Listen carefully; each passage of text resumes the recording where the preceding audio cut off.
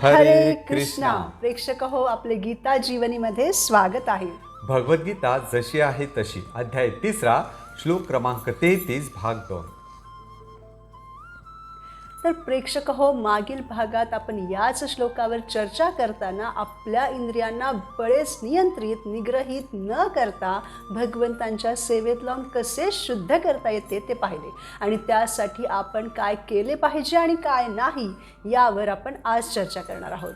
तर प्रेक्षक हो, जर एखादा खूप मोठा तत्वज्ञानी असेल, परंतु जर तो भगवान श्रीकृष्णांची भक्ती करीत नसेल, भगवान श्रीकृष्णांना भगवानच मानत नसेल, तर तो मनुष्य कधीही भगवंतांच्या नियंत्रणाखाली असलेल्या प्रकृतीच्या 3 गुणांपासून मुक्त होऊ शकत नाही.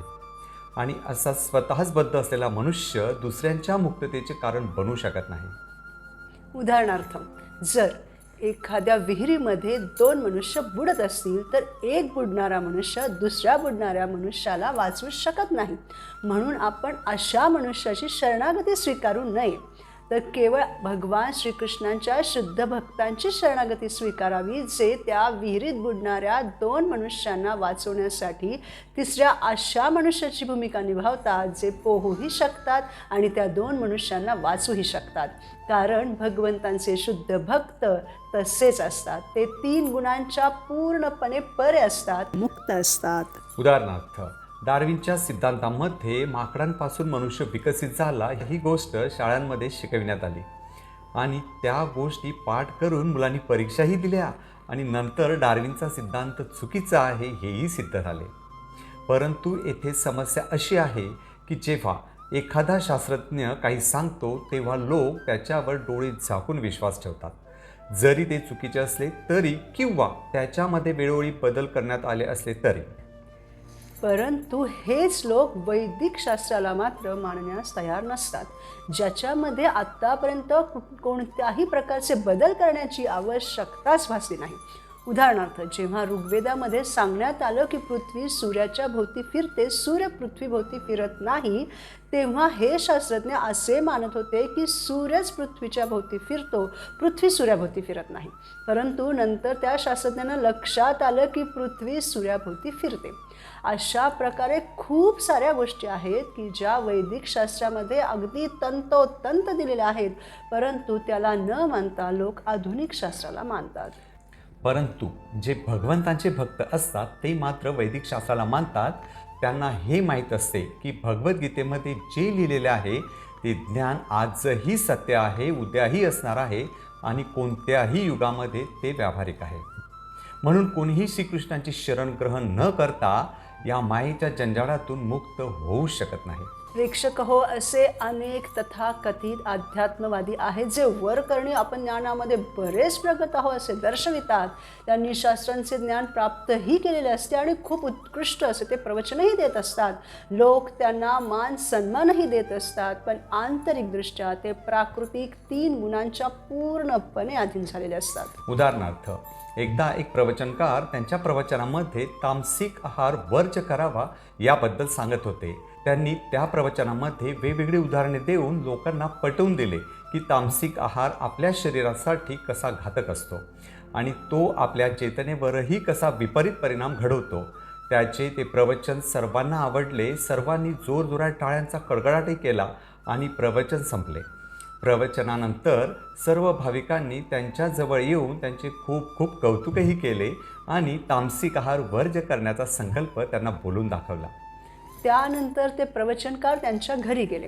त्यांच्याबरोबर त्यांची पत्नीही त्या प्रवचनामध्ये आलेली होती. परंतु घरी जाताना ती विचार करू लागली की आजच तिच्या पतीने तामसिक आहार घेऊ नये याबद्दल प्रवचन दिले आणि तिनं तर घरी बटाटे वडे, मसाल्याच्या भाज्या, मसाले भात, तळलेले पदार्थ बनवलेले होते आणि आता घरी गेल्यानंतर ती त्यांना जेवायला काय वाढणार या चिंतेत तीही घरी पोचली. त्या प्रवचनकाराने पत्नीला लवकर जेवायला वाढ म्हणून घाई लावली, कारण त्यांना खूप भूक लागली होती. मग तिने तिच्या मनातील शंका त्यांना बोलून दाखवली. त्यावर ते म्हणाले की अगं, ही सगळं प्रवचनामध्ये सांगण्यासाठी असतं. तू एवढा सुंदर स्वयंपाक बनवलेला आहेस, त्याचा मी कसा काय त्याग करू शकेल? असा मनुष्य दुसऱ्या मनुष्याचा उद्धार कसा काय करू शकेल? म्हणून असे बरेचसे बंधू अध्यात्मवादी असतात की जे लोकांना आध्यात्मिक ज्ञान देण्याऐवजी धोका देतात, त्यांची फसवणूक करतात. म्हणून आपण खूप सावध राहिले पाहिजे. आणि भगवान श्रीकृष्णांना प्रार्थना केली पाहिजे की आम्हाला सतत शुद्ध भक्तांचा संग मिळावा आणि प्रामाणिक गुरूंचा आश्रय मिळावा. परंतु प्रेक्षक हो, शैक्षणिकदृष्ट्या एखादा अत्यंत विद्वान असू शकतो, परंतु भौतिक प्रकृतीशी त्याने दीर्घ काळासाठी संग केल्याने तो बद्धच आहे. म्हणजेच आपण अनंत योनीमध्ये जन्म घेतलेला आहे आणि खूप मुश्किलीने हा दुर्मिळ असा मनुष्य जन्म आपल्याला मिळालेला आहे. आणि म्हणून आपण आपल्या या जन्मातील प्रत्येक क्षणाचा सदुपयोग करून घेतला पाहिजे. परंतु आपण दीर्घकाळापासून भौतिक संघामध्ये आहोत, त्यामुळे आपण जरी भगवंतांच्या भक्तीमध्ये लागलो तरी आपले मन मात्र भक्तीमध्ये स्थिर होत नाही. आपले मन नेहमी भौतिक गोष्टींमध्ये, भौतिक इच्छांमध्ये, भौतिक गोष्टींच्या पूर्तीमध्येच मग्न असते. आणि म्हणून भौतिक बंधनांपासून मुक्त होणे खूप अवघड आहे.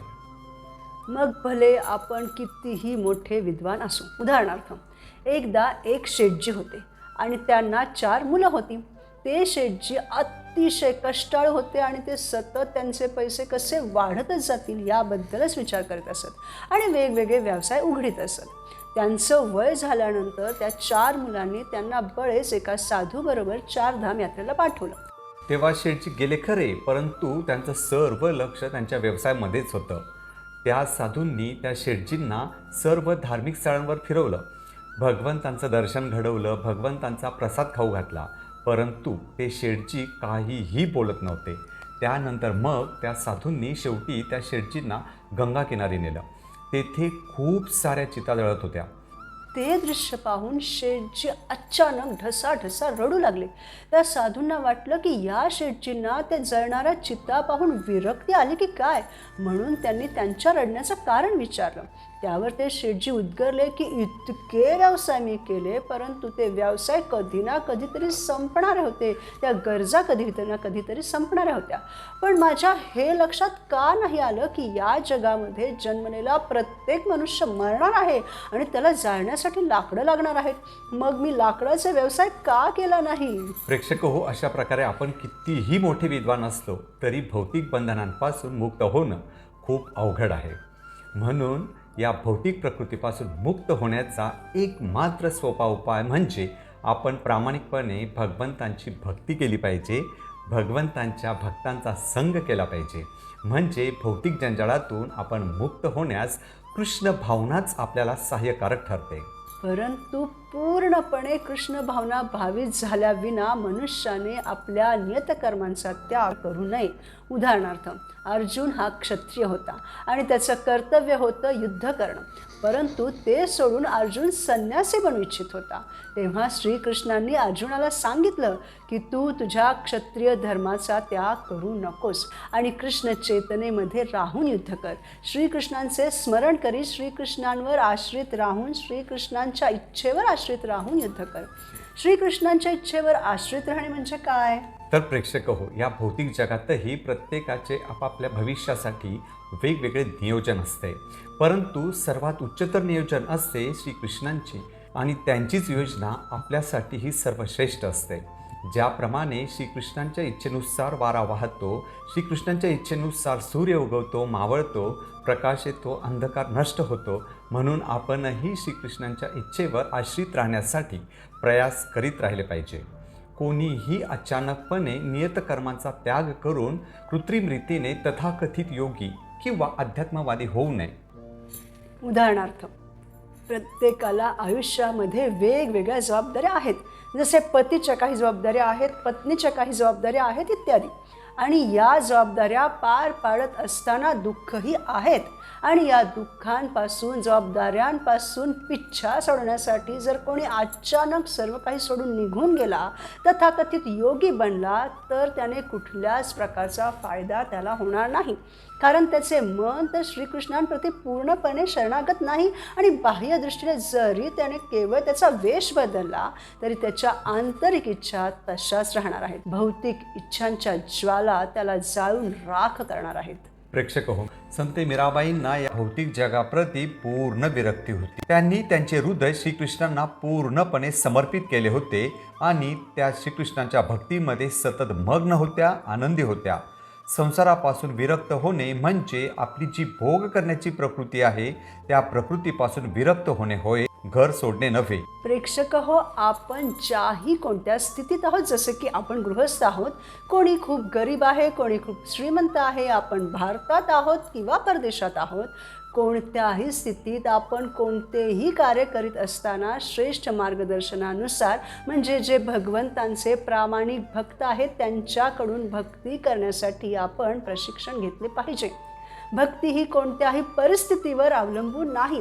कारण लोक असा विचार करतात की मी खूप श्रीमंत होईल तेव्हा भक्ती करेन, माझ्या मुलांचं लग्न झाल्यानंतर मी भक्ती करेन, मी म्हातारा होईल तेव्हा बघू. पण प्रेक्षक हो, आपल्यापैकी कोणीही हे सांगू शकत नाही की आपण म्हातारे होऊ की नाही, तोपर्यंत आपण जिवंत राहू की नाही. कोणी म्हातारं होण्या अगोदरच मृत्युमुखी पडू शकतो, कोणाचा अचानक अपघातही होऊ शकतो, वेगवेगळ्या प्रकारचे आजारही होतात.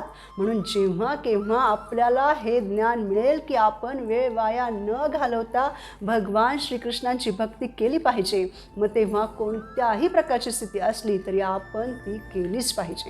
त्यासाठी आपण भगवंतांना प्रार्थना केली पाहिजे की आपल्याला प्रामाणिक भक्तांचा संग प्राप्त व्हावा आणि अशा प्रकारे आपण श्रीकृष्णांच्या मायेच्या बंधनातून मुक्त होऊ शकतो.